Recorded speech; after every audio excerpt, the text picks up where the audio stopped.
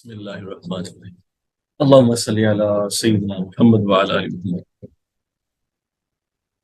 آج کا موضوع بھی ہم الحدیث الحسن یہاں سے شروع کریں گے، اور میں پہلے بتانا چاہوں گا کہ یہ جو حسن کی جو اصطلاح ہے یہ بہت مشکل اصطلاح ہے، اور اس کو متاخرین نے کلیتاً نہیں سمجھا۔ البتہ اب کے زمانے میں حسن کی اصطلاح پہ بہت زیادہ کام ہو چکا ہے اور ہو رہا ہے، جس سے جو نئی تحقیقات سامنے آ رہی ہیں وہ اس سے بہت جدا ہیں جو متاخرین کی اصول الحدیث کی کتب میں لکھا گیا ہے۔ تو صرف حسن کی اصطلاح کے اوپر ہو سکتا ہے کہ میں 2 یا 3 لیکچر صرف میں حدیث حسن کے اوپر اب میں دوں گا، صرف حدیث حسن کے اوپر، اور اس سے ہم آگے نہیں جائیں گے جب تک کہ میں پورے طریقے سے ایکسپلور نہیں کر لیتا، اس کو آپ کے سامنے رکھ نہیں دیتا کہ حدیث حسن کیا ہے، کیسے اس کی ڈیولپمنٹ ہوئی ہے، اس کو کس کس طرح استعمال کیا گیا ہے، یعنی اس اصطلاح کو کس کس معنی میں استعمال کیا گیا ہے، اور بعد میں جا کر کس طرح اس کو ایک معنی کے ساتھ خاص کر دیا گیا۔ آپ لوگ اس چیز کو بہتر سمجھتے ہیں، جانتے ہیں کہ متاخرین کی کتب میں جو حسن کی تعریف کی جاتی ہے وہ یہ ہے کہ حسن وہ حدیث ہوتی ہے جس کے اندر حدیث صحیح کی 5 شرائط تو پائی جاتی ہیں، البتہ اس میں راوی کا جو حافظہ ہے وہ تھوڑا کم درجے کا، سپر ڈوپر نہ ہو، بہت ہی اعلیٰ قسم کا حافظہ نہ ہو، لیکن کم درجے کا تھوڑا حافظہ ہو، تو اس کو حسن کہتے ہیں۔ آپ سب نے یہ چیز آپ کو کلیئر ہے، متاخرین کی ہاں یہ تعریف ہے، آپ کو بالکل کلیئر ہوگی نا یہ بات؟ ہوگی۔ اب جو میں گفتگو شروع کرنے لگا ہوں اس کو بہت توجہ سے سنیے گا، بڑے غور سے سنیے گا۔ کوئی شرط مفقود ہونی، کوئی شرط نہیں، صرف حافظے کی شرط کہتے ہیں کہ مفقود، ٹھیک ہے؟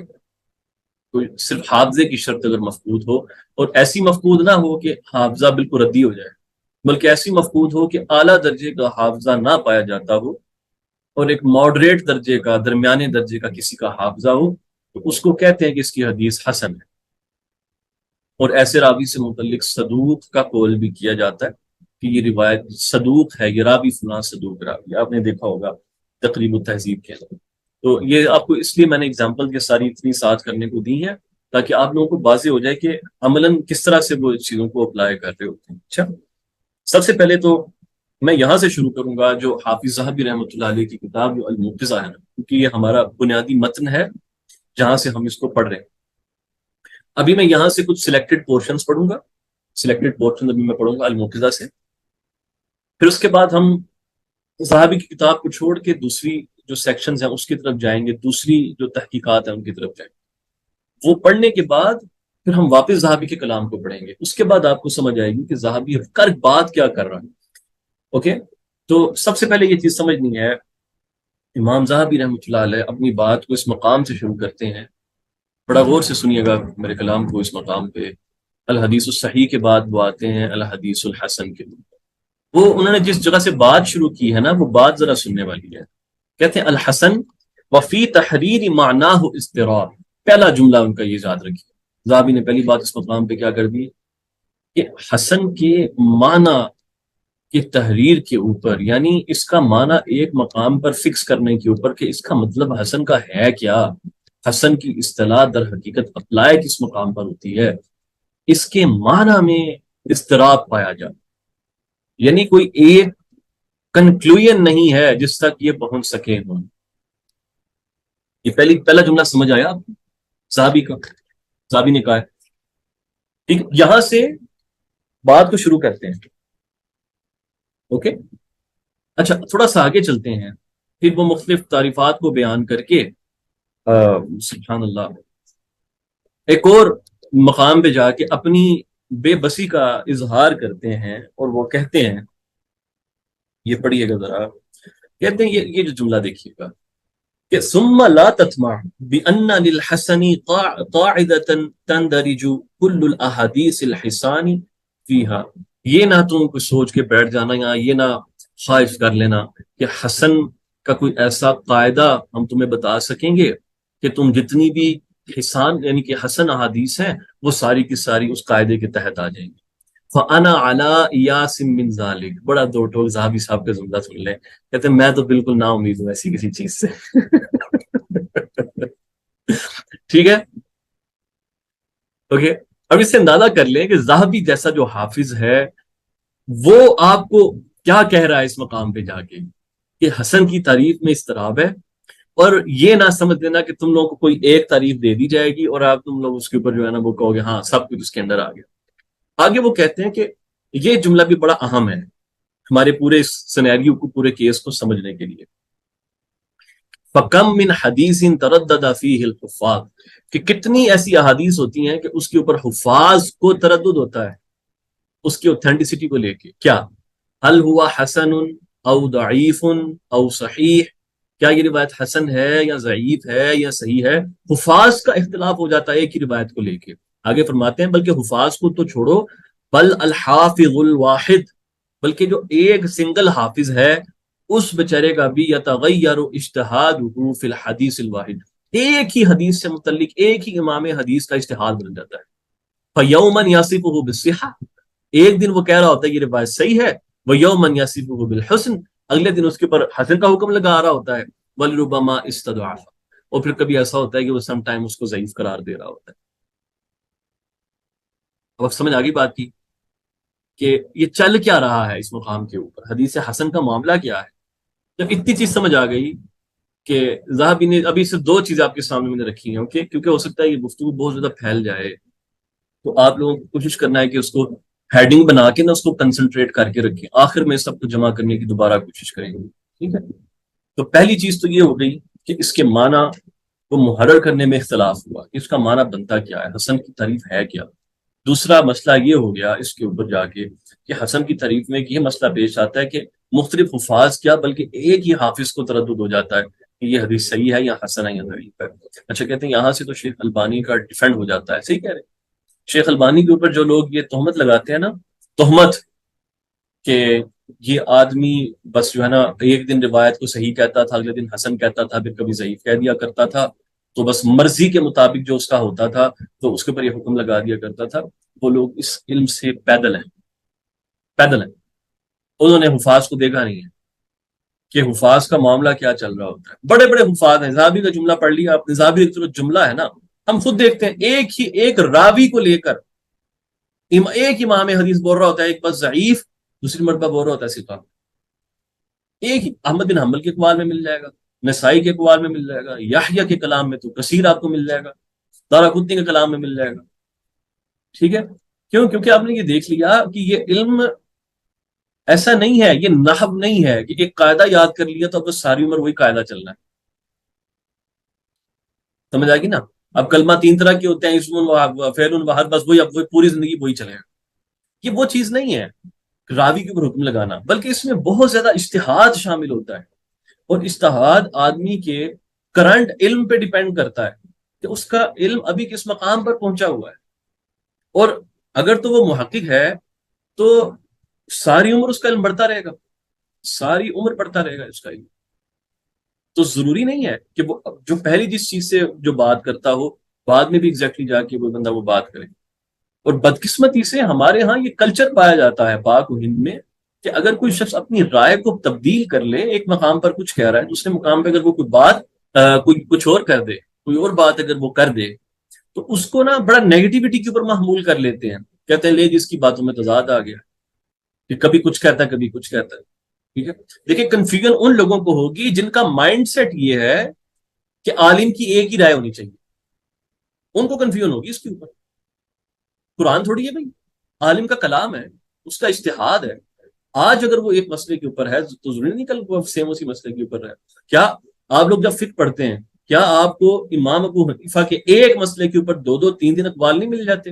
میں اس صاحبین کی بات نہیں کر رہا میں صرف امام صاحب کے قول کی بات کر رہا ہوں. ملتے ہیں کہ نہیں ملتے؟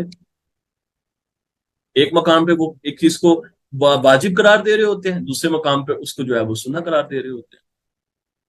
بے شمار ہے. ٹھیک. یہی حال امام شافعی کا ہے. امام شافعی کی فقہ تو ویسے ہی دو حصوں میں تقسیم کی جاتی ہے. ایک ان کا پرانا قول جو کہ ابتدائی دور میں تھا یعنی جب عراق وغیرہ میں آپ رہتے تھے تو اس وقت تھا. اور ان کا ایک نیا قول جو کہ جب مصر جب شفٹ ہوئے ہیں تب کہا جاتا ہے. تو علماء کے ہاں تو یہ چیز بالکل کامن ہے. اور وہ اس کو ایک میں اگر کسی آدمی کو یہ دیکھوں نا کہ اس کی ابتدا سے لے کر انتہا تک اس آدمی کی اوپینین نہیں بدلی، اوپینین نہیں بدلی، ٹھیک ہے، یا اس کے اندر کسی بھی طرح کا کوئی امپروومنٹ نہیں آئی، تو اٹ سمپلی مینس کہ اس نے ریسرچ نہیں کی، وہ بس اپنے آپ کو حرف آخری سمجھتا ہے. جو سیدھی سی بات ہے، امام صاحب نے اپنی وفات سے 4-5 دن پہلے تک کی رجوع کیا ہے. دیکھو اب اگر وہ لوگ ان جینون ہوتے ہیں، کیا کہتے وہ کہتے وہ اگر ہم نے بھی رجوع کر لیا لوگوں نے کہنا ہے یہ کس طرح کا عالم تھا کہ مرنے سے پہلے رجوع کرے گا، یہ کس طرح کا عالم تھا. لیکن ان کو پتا تھا اللہ کا دین ہے بھائی، یہ ہمارا نہیں ہے، اللہ کا دین ہے، اس کو ہم نے مکمل امانت کے ساتھ پہنچانا ہے. اس لیے تو اللہ پاک نے جو ہے نا سبحان اللہ امامت عطا کی ہے. لوگ تقلید کرتے ہیں. جو شیخ البانی نے صحیح اور ضعیف کو جو تقسیم کی ہے اس سے کنفیوژن میں اضافہ نہیں ہوا، انہوں نے اس سے رجوع نہیں کیا، اور ابھی لوگ اس پہ ان کی تقلید کرتے ہیں. تقلید کرنا تو پرابلم ہے نا. جو تقسیم شیخ البانی نے فرمائی ہے نا صحیح اور ضعیف کی کتابوں میں جو تقسیم کر دیا ہے اس سے اتفاق نہیں ہے، اس سے بالکل اتفاق نہیں. چاہیے یہ تھا کہ آپ بس ریزننگ کر دیتے. ہاں یہ ضرور ہے کہ انہوں نے جو وہاں پر حدیثیں صحیح یا ضعیف قرار دی ہیں ان کو اپنی جو سلسلہ جو ان کی جو ہے نا سلسلہ تو احادیث صحیحہ اور احادیث ضعیفہ، وہ جو دونوں سلاسل ان کے، اس کے اندر انہوں نے اس کی ریزننگ دے دی ہے کہ ہاں بھئی یہ فلاں فلاں ریزن کی وجہ سے میرے نزدیک حدیث ضعیف بنتی ہے، فلاں فلاں کی وجہ سے میرے نزدیک حدیث صحیح بنتی ہے. میں آپ کو شیخ البانی سے متعلق یہ تک بتا دیتا ہوں، ابن حبان کی توثیق کو لے کر وہ بہت زیادہ نیگیٹو ریویوز رکھتے تھے ساری عمر، لیکن اپنے اواخر میں جا کر انہوں نے ابن حبان کی توثیق کو ویلیو دینا شروع کر دیا. اب آپ خود اندازہ کر لو کہ کتنی ایسی احادیث ہوگی جو پہلے انہوں نے ضعیف قرار دی ہوں گی لیکن اس کے نئی رجحان کی وجہ سے وہ صحیح بنے گی کیونکہ ابن حبان کا اس کے اوپر قول موجود ہوتا ہے. That's fine. ہر شخص جو ہے وہ اپنے محنت کر رہا ہے اور وہ آگے پیش کر رہا ہے جو کچھ بھی ہے، ٹھیک ہے. اور علماء کا پھر کام یہ ہوتا ہے کہ وہ پھر تحقیق کے ساتھ، تحریر کے ساتھ اور اچھے طریقے سے تنقیح و تنقید کے ساتھ پھر وہ اقوال کو قبول کرتے ہیں، ریسرچ کو قبول یا ریسرچ کو رد کرتے ہیں. اس کو مسئلے کی جنگ نہیں بنا لیا کرتے. آپ دیکھیں گے وہ جو اس نے تحقیق آپ کے سامنے رکھی ہے وہ کیسی ہے. بات پہ دم ہے، بس قبول کرو، بات کیا کرنا ہے، لڑنا کس بات کا اس کی. بات سمجھ آ رہی؟ چلیں، جب یہ اتنی بنیادی چیز آپ کے سامنے میں نے رکھ دی کہ ایک تو حسن کے ساتھ یہ بہت بڑا مسئلہ پایا جاتا ہے. تو اچھا پاک و ہند میں اس علم میں جدت نہیں آئی اس لیے سب پرانی کتب اہم. ایسا ہی ہے میرے دوست، جدت کیسے آئے گی؟ ہم لوگوں کا پچھلا 150 سال کا لٹریچر آپ پڑھ کے دیکھ لیں، یہ کوئی علم کا لٹریچر ہے؟ یہ تو سارا کا سارا جدلیات ہیں کہ نہیں؟ مناظروں کا لٹریچر ہے، مناظروں کا. نہ تو آپ کی ذات کے اندر کسی قسم کا اعتدال پیدا ہو سکتا ہے، نہ آپ کی بات کی ورت ہو سکتی ہے. جب مجھے پتا ہو کہ بندہ ویسے ہی متاثر، میں آپ کی بات کیسے مان لوں گا؟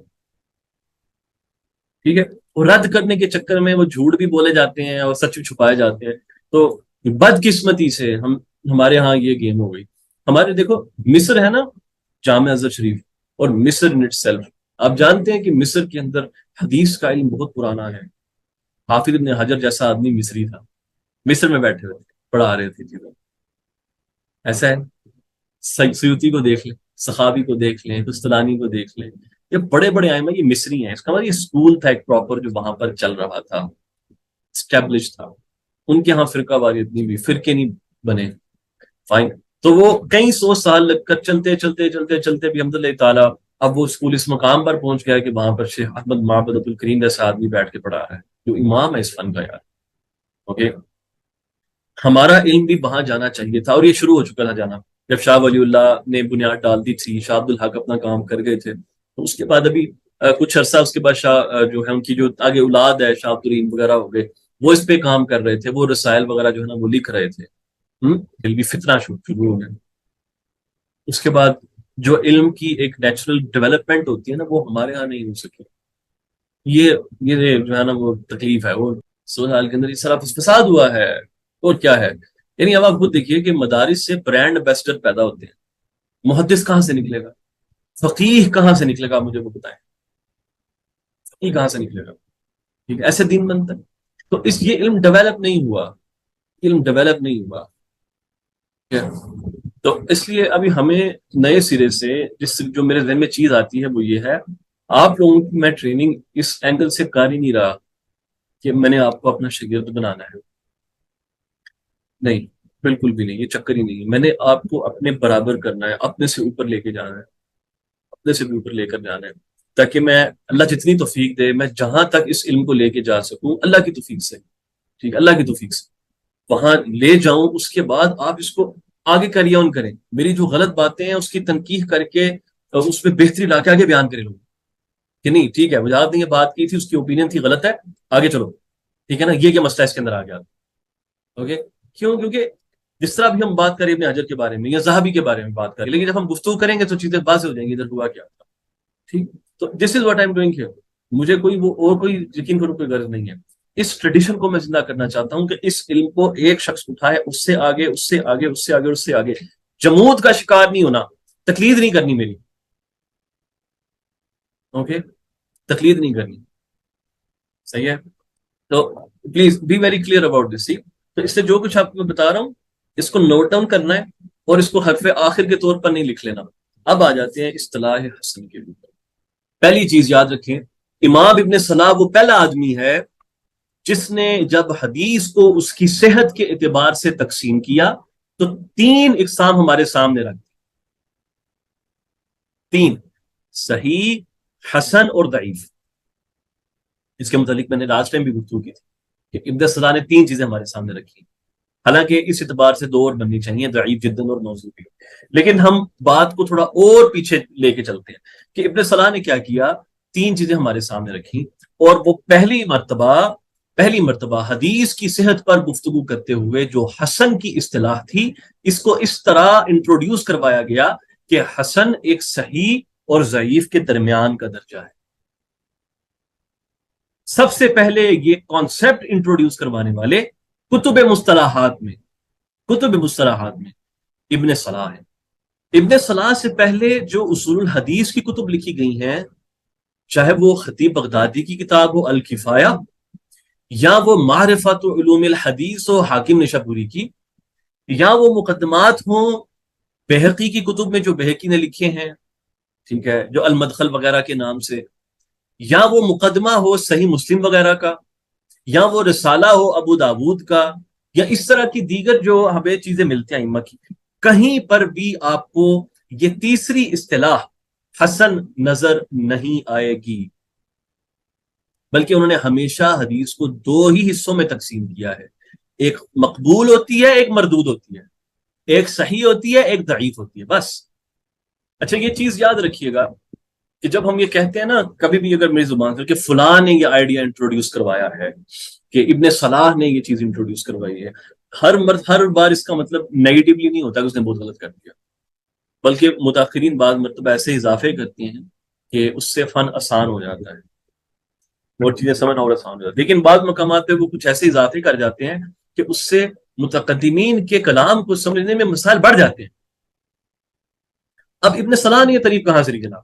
ابن صلاح نے یہ جو تعریف لی ہے، یہ لی ہے شرح سنن ابی داود سے۔ کس کی لکھی ہوئی شرح؟ یہ جو کتاب ہے معالم السنن کے نام سے، معالم السنن، امام ابو سلیمان الخطابی، حمد ان کا نام ہے، اچھا، حمد بن محمد، حمد احمد نہیں، حمد بن محمد الخطابی۔ اس کے مقدمہ میں انہوں نے حدیث کو تین حصوں میں تقسیم کیا ہے۔ یہ سورس بتا رہا ہوں آپ کو کہ ابن صلاح نے لیا کہاں سے ہے، یہ ساری بات انہوں نے پکڑی کس مقام سے جا کے، اور انہوں نے جب اس کو تقسیم کیا اور فرماتے ہیں کہ یہ اس کتاب سے میں پڑھا، کہتے ہیں ان الحدیث، یہ جو حدیث ہوتی ہے اس کو تقسیم کیا جاتا ہے الی ثلاثتی اقسام، ثلاثتی اقسام، اوکے، اس کو 4 ٹائپس میں ڈیوائڈ کیا جاتا ہے، 3 ٹائپس میں ڈیوائڈ کیا جاتا ہے، وہ صحیح و حسن و سقیم۔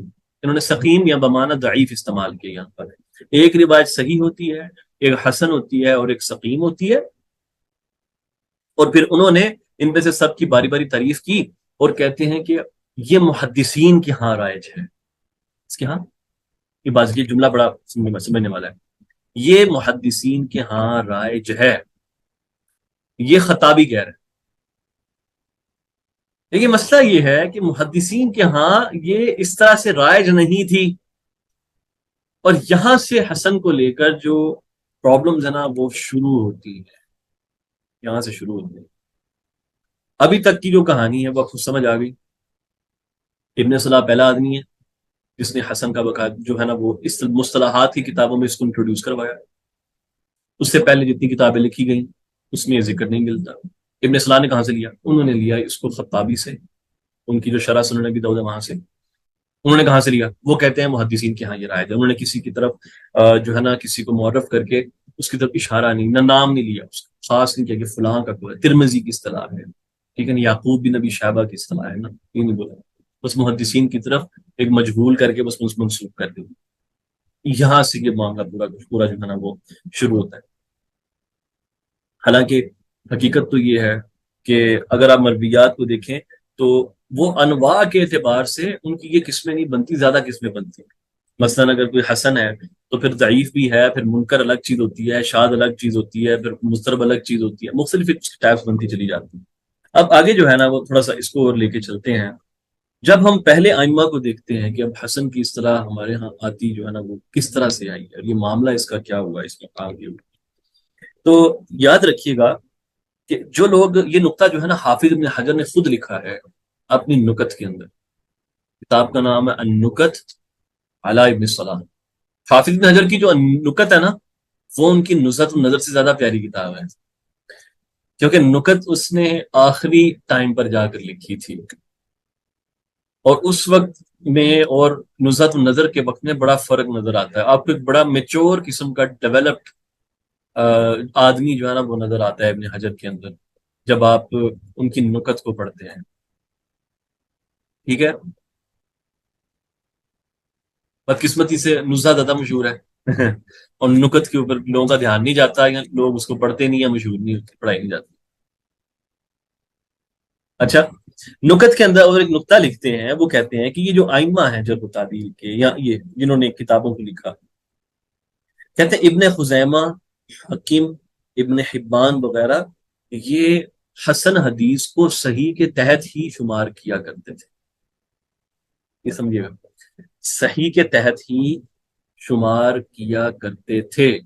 اب یہ جو ہے نا ابن حبان، ابن خزیمہ اور یہ جو حاکم، بھائی جان یہ وہ لوگ ہیں جنہوں نے الصحیح کے نام سے کتابیں لکھی ہیں، جنہوں نے صحیح احادیث کو کلیکٹ کیا۔ اب آپ کہیں گے لیکن اس کے اندر تو بہت سی ضعیف مرویات بھی تو آ گئی ہیں نا، جیسے مستدرک۔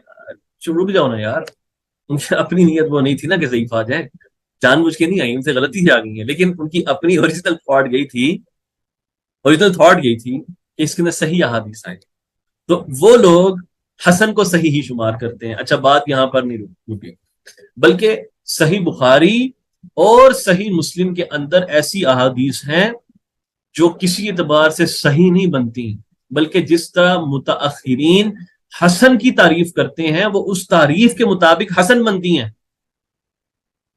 یہ بات سمجھ آئیے، بخاری اور مسلم کے اندر بھی ایسی احادیث ہیں جو کسی اعتبار سے بھی صحیح نہیں بنتی، بلکہ جس طرح متاخرین حسن کی تعریف کرتے ہیں کہ حسن وہ روایت ہوتی ہے جس کے اندر راوی کا حادثہ تھوڑا سا جو ہے نا وہ کمزور ہوتا ہے، وہ ایگزیکٹلی حسن بنتی ہیں، حسن، ٹھیک ہے۔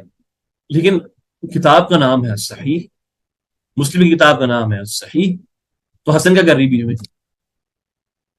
ابن حجر اس کا ایک آپ کو جو ہے نا وہ ایک آرگومنٹ پیش کرتے ہیں اس کے اوپر۔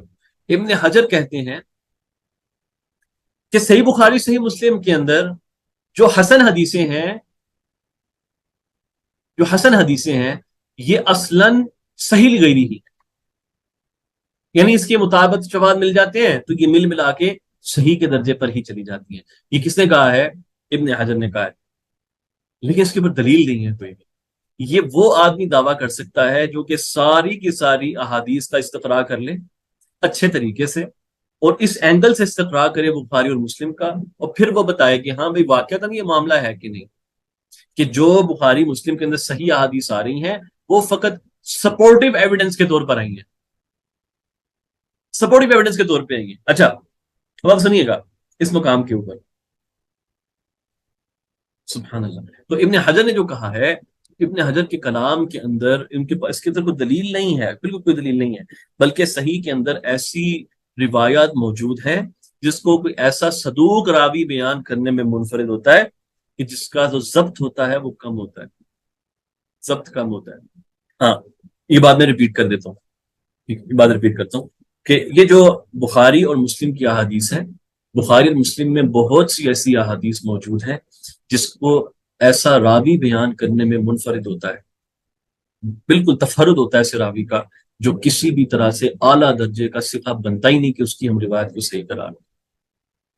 لہذا جو ابن حجر اسقلانی رحمۃ اللہ علیہ کا جو قول ہے یہ فقط حسن ظن پر مبنی ہے کہ بخاری کے اندر ایسی یہ جو حدیثیں ہیں جو حسن کے درجے کی آتی ہیں ان کے بھی ایکسٹرنل ایویڈنسز ہوتے ہیں تو اس کی وجہ سے یہ روایت صحیح غیری کے درجے پہ چلی جاتی ہے، ایسا کوئی چکر نہیں۔ تو جو اصلاً اس فن کے آئمہ ہیں وہ تو صحیح میں اور حسن میں فرق ہی نہیں کرتے، واضح میں صحیح میں اور حسن میں فرق ہی نہیں کرتے۔ پھر آپ کو اگلی چیز میں اس میں یہ بھی بتاتا چلوں، سبحان اللہ وبحمدہ۔ اب آ جاتے کہ جو باقی جو آئمہ ہیں جن کے کلام میں یہ لفظ حسن استعمال ہوتا ہے وہ کون کون لوگ ہیں؟ مثلا احمد بن حنبل کے کلام میں لفظ حسن استعمال ہوا ہے، یہ نوٹ کر لیں، یہ یاد رکھیے گا، بلکہ اس سے نوٹ کرنے سے پہلے یہ چیز دیکھ لیں، متاخرین میں یہ بات مشہور ہے کہ امام ترمذی وہ پہلے آدمی ہیں جنہوں نے حسن کی اصطلاح کو انٹروڈیوس کروایا ہے۔ آپ نے یہ جملہ سن رکھا ہے پہلے نہیں؟ ترمذی پہلا آدمی ہے جس نے حسن کی اصطلاح کو انٹروڈیوس کروایا ہے، اور جس نے جامع ترمذی پڑھ رکھی ہے نا، جامع ترمذی، اس کو پتا ہے کہ آپ روایات کے اوپر حکم لگاتے ہیں، ہذا حدیث حسن، ہذا حدیث حسن صحیح غریب لا نعرفه الا من هذا الوجه، یا ہذا حدیث حسن غریب وغیرہ وغیرہ، ٹھیک ہے؟ تو وہ کیا کہتے ہیں کہ حسن روایت وہ ہے جناب، سب سے پہلے حسن کو انٹروڈیوس کرانے والے امام ترمذی ہیں۔ یہاں پر اس بات کو بڑا غور سے سمجھیے گا، جو میں کہنے لگا ہوں بڑا غور سے میری بات کو سمجھیے گا۔ حسن کی باقاعدہ ایک تعریف دینے والے وہ ترمذی ضرور ہے، لیکن حسن کی اصطلاح کو استعمال کرنے والے، برتنے والے، وہ پہلے آدمی ترمذی نہیں ہے، بلکہ ترمذی کے مشائخ، کیا ترمذی کے مشائخ کا طبقہ حسن کی اصطلاح استعمال کر رہا، حسن کی اصطلاح استعمال کر رہا تھا۔ وہ کون لوگ؟ احمد بن حنبل، شافعی کے کلام میں بھی حسن کی اصطلاح موجود ہے، شافعی کے کلام میں حسن، امام مالک کے کلام میں موجود ہے، انہوں نے ایک دو مقامات پہ لفظ حسن استعمال کیا ہے روایت کو لے کے۔ شافعی، احمد بن حنبل، مالک کے تینوں ہو گئے، اوکے۔ پھر باقاعدہ امام علی بن المدینی، علی بن المدینی یہ کثرت کے ساتھ حسن کی اصطلاح کو استعمال کرتے ہیں، علی بن المدینی، اور باقاعدہ اس کے اوپر حافظ ابن حجر اسقلانی نے بھی اشارہ کیا ہے کہ شاید یہ اصطلاح جو مشہور ہوئی ہے وہ در حقیقت علی بن المدینی سے مشہور ہوئی ہے، کیونکہ علی بن مدینی کا بہت زیادہ انفلوئنس تھا ان سب ائمہ کے اوپر، بخاری مسلم ان سب لوگوں کے اوپر۔ علی بن مدینی بہت بڑا علل کا امام تھا، اور امام بخاری کیا کہتے ہیں کہ میں نے اپنے آپ کو کبھی کسی کے سامنے چھوٹا نہیں سمجھا سوائے علی بن المدینی کے، ٹھیک ہے؟ تو اس کا بہت گہرا انفلوئنس ہے علی بن المدینی کا، کیونکہ اس کا انفلوئنس بہت زیادہ تھا محدثین کے اوپر، بہت زیادہ تھا۔ اور آپ کو بتاتا چلوں اس کے ساتھ ایک اور ٹڈ بل ہے، اور یہ بڑے کام کا ہے۔ آپ مجھے بتا سکتے ہیں کہ کتب رجال کے اندر آپ کو پتہ ہے نا کہ راوی، جس طرح آپ نے دیکھا تقریب و تہذیب میں الفابیٹکلی راوی ارینج ہے، یہ کوئی چھوٹا کام ہے راوی ارینج کر دینا؟ آپ مجھے بتا سکتے ہیں وہ کون سا آدمی ہے جس نے یہ خاکہ سب سے پہلے تیار کیا تھا؟ اس کی کتاب ہمارے پاس موجود بھی ہے، وہ خاکے والی کتاب بھی موجود ہے، جس کے اندر اس نے جس شخص سے بھی علم کا کوئی کلمہ مروی ہے اس نے اس کا نام درج کیا بھی راویوں کے اندر۔ وہ کون سا آدمی؟ بخاری، محمد بن اسماعیل البخاری۔ ان کی کتاب ہے جو تاریخ کبیر ہے، تاریخ کبیر، سمجھ بات کی؟ یہ اہم ہی نہیں محدثین بخاری کرتے، امام بخاری نے تاریخ کبیر کے اندر انہوں نے شرط یہ رکھی ہوئی ہے کہ میں ہر اس شخص کا نام لکھوں گا جس سے کوئی ایک جملہ بھی روایت میں مروی ہے، چاہے وہ رسول اللہ صلی اللہ علیہ وسلم کا قول بیان کرتا ہو، یعنی حدیث رسول بیان کرتا ہو، یا وہ صحابی کا قول بیان کرتا ہو، یا کوئی جو ہے نا مقطوع روایت بیان کرتا ہو۔ یہ بخاری نے شرط رکھی ہے، اور اس نے اپنی کتاب التاریخ الکبیر میں ان راویوں کا جن سے علم آیا ہے اس کا ایک خاکہ تیار کیا ہے کہ کون کون سے روات ہیں، سمجھ آئی؟ پھر بعد میں ان کی کتاب کو لے کر، کیونکہ اب جب مین چیز ہوتی ہے کہ ڈیٹا بیس آپ کے پاس ہونی چاہیے نا، راوی کون سے ہے، تحقیق تو انسان بعد میں بھی کر لیتا ہے، اس کے بعد پھر جا کر رجال کی دنیا میں صحیح معنی میں تحقیق کا کام شروع ہوا ہے۔ اور پھر آگے اس کے بعد کون ہے؟ ابن ابی حاتم، ان کے والد ابو حاتم اور ابو زرع، ان لوگوں نے بخاری کی تاریخ کبیر پکڑی اور شروع سے اینڈ تک راویوں کو پڑھنا شروع کر دیا، اور جہاں پر کوئی اختلاف نظر آیا انہوں نے وہ اختلاف ذکر کر دیا، یا اس کے اوپر اپنے کمنٹس درج کر دیے، یا کہیں پہ استدراک کر دیا، اور یہاں تک کہ معاملہ اتنا ہو گیا کہ ابو احمد الحاکم، لکھیں اس نام کو لکھیں، ابو احمد الحاکم نیشابوری، ابو احمد، یہ نام اس لیے لکھوایا آپ کو کیونکہ ہمارے یہاں وہ چلتا ہے نا کہ حاکم اس کو کہتے ہیں جس کو ساری حدیثیں یاد ہوتی ہیں، اور یہ دنیا میں صرف ایک ہی ہے، اور وہ ہے امام ابو عبداللہ حاکم نیشابوری صاحب مستدرک۔ میں کہتا ہوں لا، نہیں، حاکم نیشابوری کے استاد بھی ہیں، ان کا نام ہے ابو احمد الحاکم نیشابوری۔ ٹھیک ہے، تو یہاں سے آپ کا واہمہ ایکسپوز ہو گیا۔ تو ابو احمد، اس لیے آپ کو میں نے زور لگوایا اس کے اوپر، ابو احمد الحاکم، ان کی کتاب ہے میرے پاس رکھی ہوئی ہے، کتاب الاسامی والکنہ۔ ابو احمد حاکم نے جب یہ کتاب دیکھی نا ان کی ابو زرع ابو حاتم کی، کہنے لگے یہ تو انہوں نے بخاری سے چوری کی ہے۔ لٹرلی یہ ان کی اسٹیٹمنٹ موجود ہے، ٹھیک ہے، انہوں نے کہا انہوں نے چوری کی ہے یہ کتاب، انہوں نے تو بخاری سے تاریخ کبیر چوری کر کے آگے میں نے اپنے نام سے پبلش کر دیا ان لوگوں نے۔ ٹھیک ہے، یعنی ایک پراپر خاکہ اتنا پاورفل بخاری نے تیار کر دیا تھا۔ پھر اسی کتاب سے ضعفاء کو الگ کیا ابن عدی نے، الکامل، یہ جو میرے پیچھے رکھی ہے الکامل میں، الکامل فی ضعفاء الرجال، بخاری کی تاریخ کبیر سے، اور اس کے اوپر پھر اس کی احادیث کو جمع کر کے بتایا کہ ہاں بھائی اس کی یہ منکر مرویات ہیں۔ اسی کتاب سے ثقات تیار ہوئے ہیں، جیسے ابن حبان کی جو ثقات ہے۔ تو یہ کون سی کتاب ہے بھائی؟ اصلاً امام بخاری کی تاریخ، اس لیے بخاری کو صرف صحیح بخاری تک آپ نے جو ہے نا وہ محدود نہیں کر لینا۔ میں آپ کے ساتھ یہ مکتبہ شاملہ میں اس کو کھول رہا ہوں تاکہ آپ اس کتاب کی نوعیت دیکھیں کس طرح کی ہے۔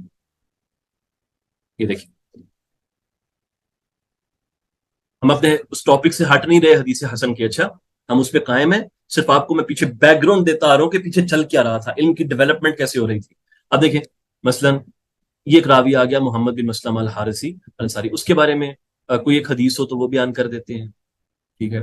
بعض راویوں کے بارے میں جیسے طبیب امرات کعب، یہ نام آ گیا ابو عبید، بس یہ بتا دیتے ہیں یہ کعب کا قول بیان کرتے ہیں، ان سے مجاہد نے نقل کیا، بس اتنی سی بات کر دیتے ہیں، کوئی لمبی چوڑی جرح و تعدیل اکثر نہیں کرتے راویوں کی، اکثر و بیشتر نہیں کرتے۔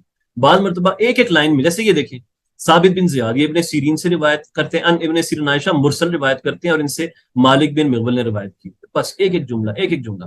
کئی مقام آپ یہ جرا بھی کر دیتے ہیں جیسے کہ یہ راوی ہے یہ منکر الحدیث ہے، لیکن ریزننگ نہیں دے رہے، ٹھیک ہے۔ اب ثابت مولا سفیان بن ابی مریم اور اس سے ابو بکر بن ابی مریم نے روایت کیا، اس کا شمار شامیوں میں ہوتا ہے، اوکے، اس کا شمار شامیوں میں ہوتا ہے۔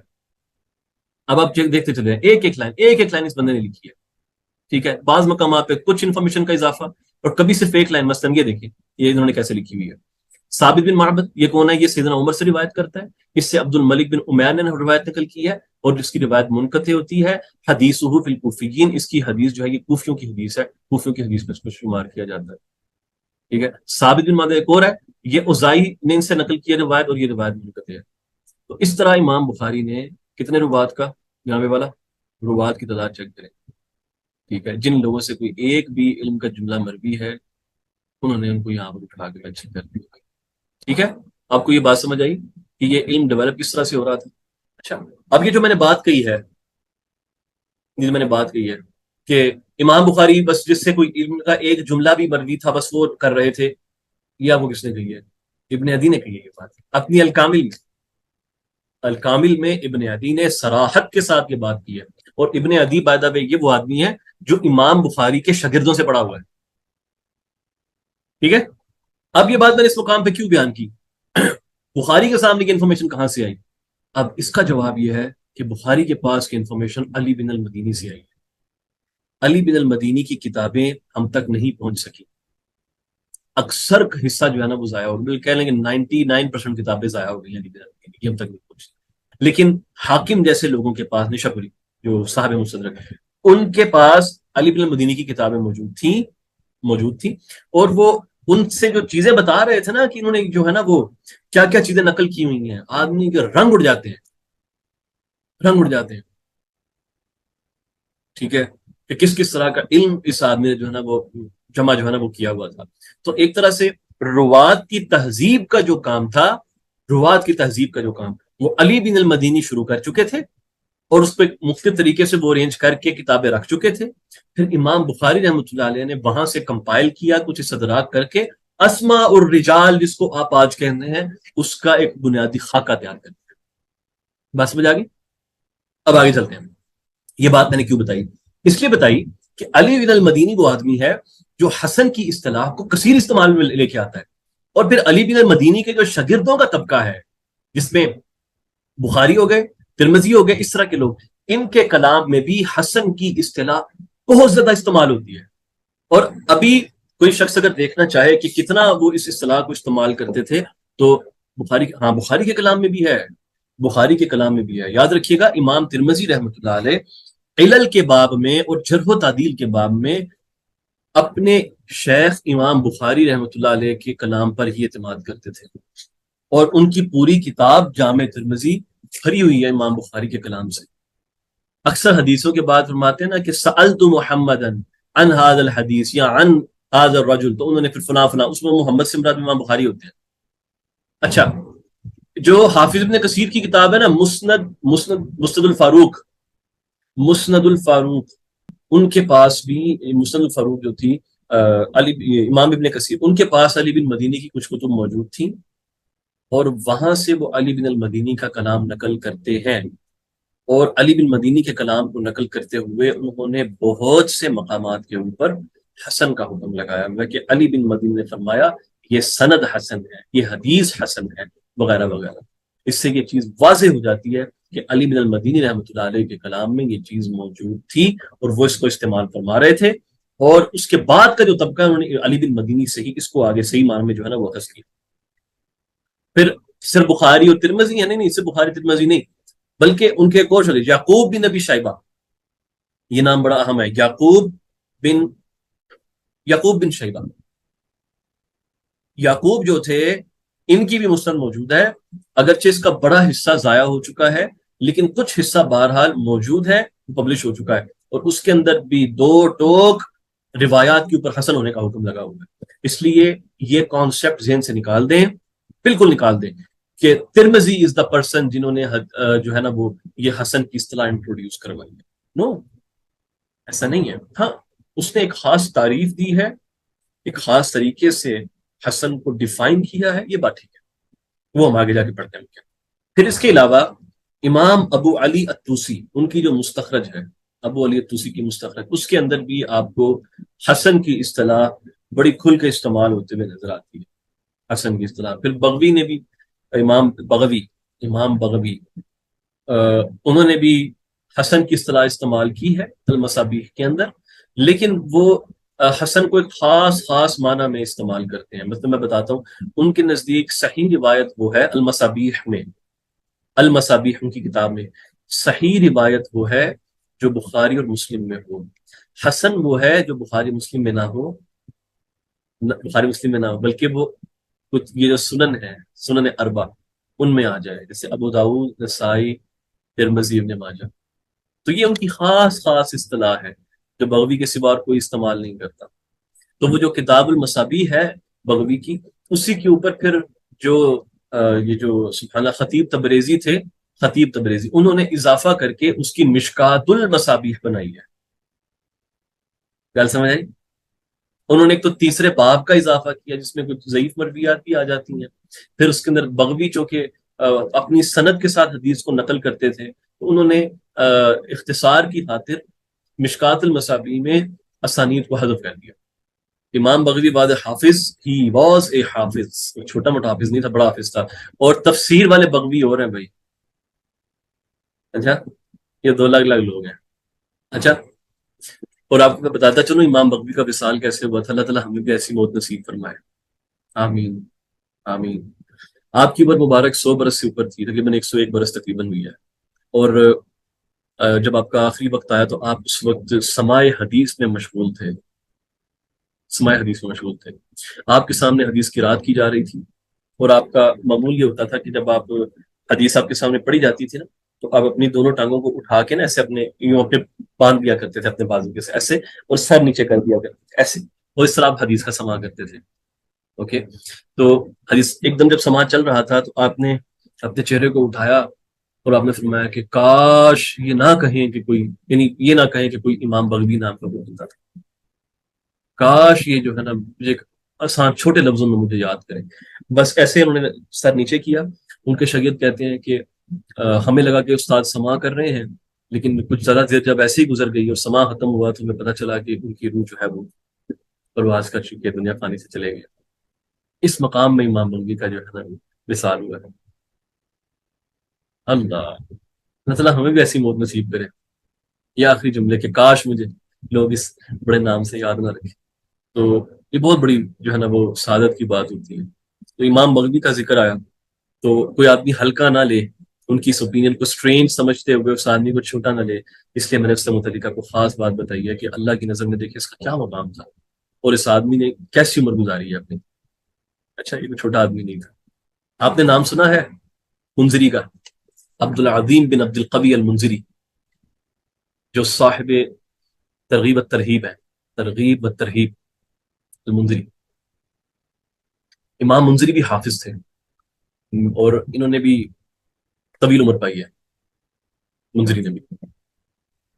ان کا ایک بیٹا تھا، وہ بھی حافظ تھا، اور غالباً 31 یا 35 برس اس کی ایج تھی جب وہ فوت ہو گیا تھا۔ اور امام منذری رحمۃ اللہ علیہ ساری عمر وہ اپنے مدرسے میں رہے ہیں، اور صرف پورا بس درس میں مشغول رہتے تھے۔ حافظ الحدیث نام، ان کا بیٹا بھی حافظ تھا۔ جب میں لفظ حافظ استعمال کرتا ہوں تو میں حافظ قرآن استعمال نہیں کرتا۔ اچھا، whenever you hear this word حافظ، میرے منہ سے اس سے مراد یہ ہوتے ہیں، یہ جو میرے یار دوست ہیں تو ان کا بیٹا حافظ تھا۔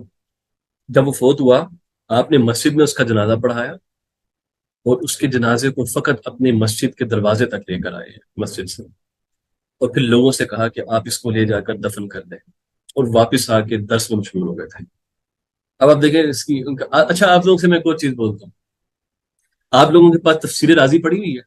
تفسیر رازی، فخر الدین رازی کی سورہ یوسف کی تفسیر جہاں پر ختم ہوتی ہے نا، وہ آخری پیراگراف پڑھیے گا، کلیجہ ہل جائے گا ایک مرتبہ۔ جو اس نے لکھا ہے نا رازی نے، میں ایک تھوڑا سا اشارہ کر دیتا ہوں، پڑھیں گے تو آپ کو پتا چل رہا ہے۔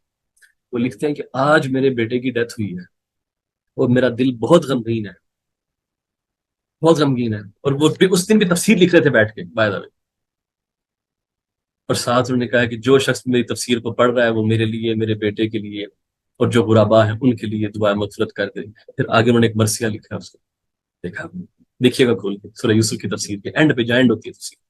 پھر ایک اور امام حدیث تھے، سبحان اللہ، ان کا معاملہ یہ تھا کہ ان کی بہن تھیں جو ان کو روٹی اپنے ہاتھ سے کھلایا کرتی تھی۔ وہ کہتے ہیں ٹائم نہیں ہے، روٹی کھانے کا ٹائم نہیں ہے میرے پاس، ان کا یہ معاملہ ہوتا تھا، روٹی کھانے کا ٹائم نہیں ہے سر۔ اور چلیں، جو مجد ابن تیمیہ تھے، علامہ مجد ابن تیمیہ صاحب کے جو دادا جان تھے حنبلی، جب وہ بیت الخلاء میں جاتے تھے، باہر ایک لڑکا کھڑا ہوتا تھا جو کتاب کی قرات کرتا رہتا تھا۔ ایسے وقت کو ان لوگوں نے اپنی جہانت میں کیا ہوا تھا، محنتیں دیکھیں لوگوں کی کیا تھی۔ اور امام الحرمین امام جوینی، ان سے متعلق پتہ کیا آتا ہے؟ یہ اضطرارن کھاتے تھے اور سوتے تھے، بس، یعنی جب بالکل بس ہو جانی تب سو گئے جا کے، بالکل بس، چاہے وہ ایک دن میں ہو، 2 دن میں ہو، 4 دن میں ہو، تب سونا ہے۔ یا بالکل بس ہو جانی ہے کہ اب رہا نہیں جائے گا تب کچھ کھا لینا، یہ حالت تھی ان کی۔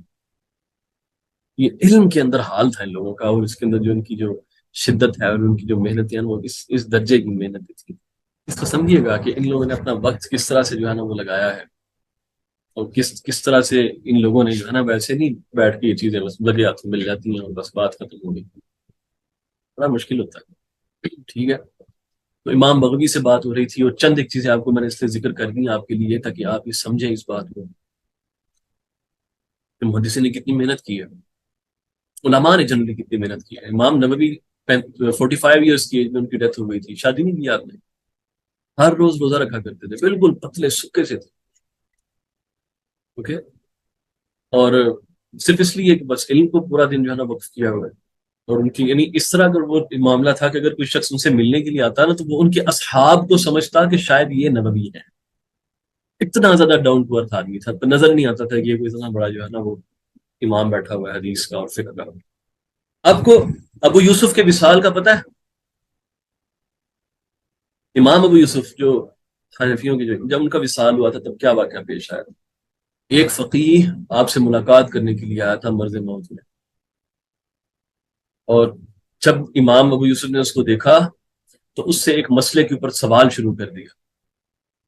وہ کہنے لگا کہ امام اس حال میں یار گفتگو کر رہے ہو، کیا کر رہے ہو؟ نہیں، وہ کہنے لگے مجھ سے گفتگو کرو، شاید اللہ اس علم کی وجہ سے ہی مجھے معاف کر دے جو مجھے ابھی تو حاصل ہو جائے.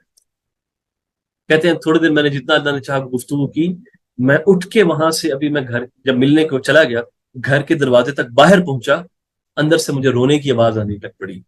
یعنی ابو یوسف مثال فرما رہی.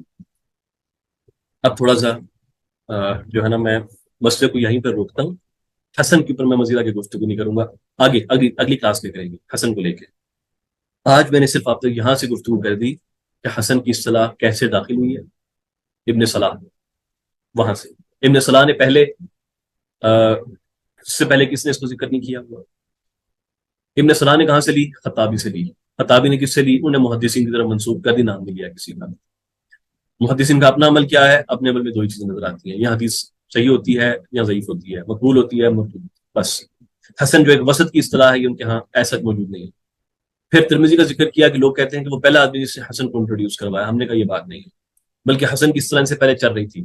اب حسن، اس حسن سے مراد کیا ہے، میں نے بھی وہ بات نہیں کی کہ مراد کیا ہے، کہ اب خود سے کچھ نہیں بنانا ذہن میں آپ نے. میں نے صرف بتایا کہ حسن کی اصطلاح چل رہی تھی، ان کے ہاں تھی، شافعی کے کلام میں پائی جاتی ہے، مالک کے کلام میں بھی، احمد بن حنبل کے کلام میں تو بہت زیادہ ہے، علی بن مدینی سے تو بہت ہی زیادہ ہے. علی بن مدینی سے پھر آگے وہ پھیل گئی، بخاری، یعقوب بن شیبہ اور اس طرح کے جو ان کے جو دیگر اصحاب میں ترمذی وغیرہ ہو گئے، ان کے ہاں یہ اصطلاح جو ہے نا وہ صحیح طریقے سے پھیل گئی، ان کے ہاں یہ اصطلاح ہے. پھر اس کے بعد ہم نے دیکھا کہ بغوی جو ہے، بغوی کے ہاں اس کا ایک خاص اصطلاح پائی جاتی ہے کہ وہ بخاری مسلم کی روایتوں کو صحیح کہتے ہیں اور سنن کی روایتوں کو وہ حسن کہتے ہیں. بغوی کے سوا یہ اصطلاح کی اور استعمال نہیں ہوئی، اور بغوی کی جو کتاب المصابیح ہے یہ بعد میں جا کے مزید کام کر کے اس کو مشکات المصابیح بنا دیا گیا. ٹھیک ہے، وہ پھر بڑی مشہور کتاب ہے جو ہمارے ہاں جو ہے وہ چلتی ہے. تو الحمد للہ تعالیٰ آئی ہوپ کہ آج یہاں تک جو ہے اس کو مختم کرتا ہوں. بھی کچھ کوشچنز جو ہے نا وہ گروپ میں آئے ہوئے تھے، میں ان کوشچنز کو بھی ایڈریس کر لیتا ہوں. ایک چیز یاد رکھیے گا کہ یہ جو جتنے بڑے لوگ گزرے ہیں نا، خاص طور پہ متاخرین حفاظ کے اندر، ان لوگوں نے تقریر کا کام بڑا کیا ہوا ہے، بہت زیادہ. اور آپ کو نظر آتا ہے کہ ان کی تقریر کسی ایک موضوع سے متعلق نہیں ہوتی بلکہ بہت پھیلی ہوتی ہے. مثلاً اب شیخ عماری کو دیکھ لیں، انہوں نے ایک عواطف اللطائف لکھی ہے، یہ عوارف المعارف کی حدیثوں کی تقریر ہے. اس کا مطلب کیا ہے؟ اس کا مطلب یہ ہے تصوف کے موضوع کے اوپر جو میجورٹی حدیثیں ہیں اخلاقیات سے متعلق، وہ ان کی نظر میں آ جائیں گی جب یہ تقریر کریں گے اپنے ہاتھ سے، حفظ میں ہوں گی. ہاں بھائی کون کون سی حدیث ہے کس کس مقام پہ، اب فوراً کو پتہ چل جائے گا آگے ذہن میں، کیونکہ اپنے ہاتھ سے لکھی ہوئی ہے. دوسری ان کی کتاب ہے، یہ 2 والومز میں ہے، فتح الوہاب تخریج احادیث مسند الشہاب. ٹھیک ہے، اب یہ مسند شہاب ہے، اس کے اندر مواعظ کی احادیث ہے جو ایک ایک 2 لائن کے جملے ہیں نا، ایک ایک 2 لائن کے جملے ہیں جو سن کی احادیث میں حکمت سے بھرے ہوئے، وہ اس میں جمع تھے. شیخ نے اس کی تخریج ماری ہے. اب یہ علم بھی ان کے حفظ میں آ گیا.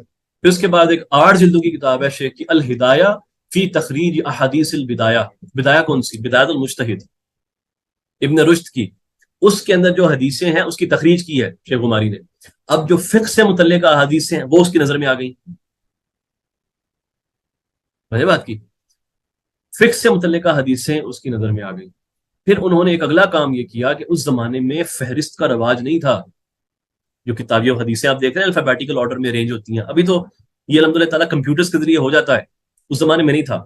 انہوں نے تاریخ بغداد، جو تاریخ خطیب بغدادی کی، اس کی حدیثوں کو الفابیٹیکل آرڈر میں ارینج کیا تھا، اس کے اطراف لکھے تھے، وہ موجود ہیں. ٹھیک ہے، اب کتنا بڑا ذخیرہ جس آدمی کی آنکھوں کے سامنے آ گیا ہوگا یہ کر کے.